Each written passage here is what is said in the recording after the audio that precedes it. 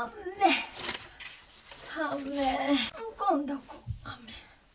හේතු වෙනවා කපුල් ටික අම්මේ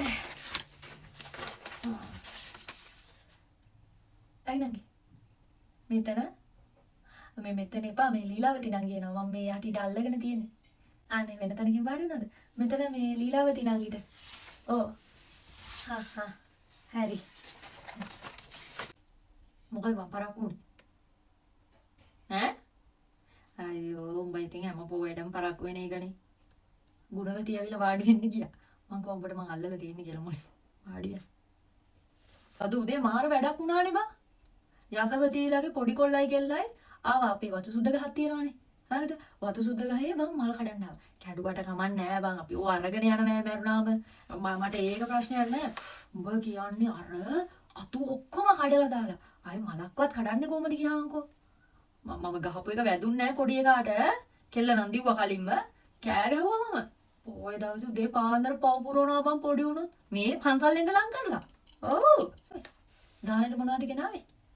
අරුණ බෝන්චි ව්‍යංජනේ හදන් ඇවිල්ලා ගිය පාර මම හැදුවානේ මම කරන එකම කරන්න ඕනේ නෝ මාර මිනිස්සු බං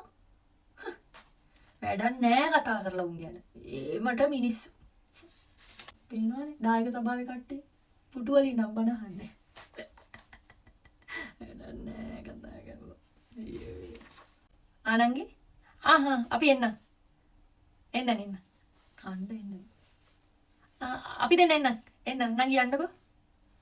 බොරුවට ඔය කතා කරන්නේ මූණ මුලිච්චාවට කතා කරන්නේ ගිය පාර අපි කටිනේ කරානේ බං කටිනේ කරාම මිනිස්සු හොඳ කිව්වනේ අපිට ගෑණි මොකද කරේ ටක් ගාලා නායක හමුදුරන්ට කියලා කටිනේ ඉල්ලගත්තා මේ පාර ගෑණි බය වුණා මේ පාරත් අපි ගනී කියලා කටිනේ බලපං කොච්චර විසද කියලා ඇඟේ පන්සල් ආවට වැඩක් නැහැ ඔය එන්නේ පන්සල් ඔය පේන්න මිනිස්සුන්ට පේන්න අර තැන හදාගන්න ඒකට තමයි ඔය එන්නේ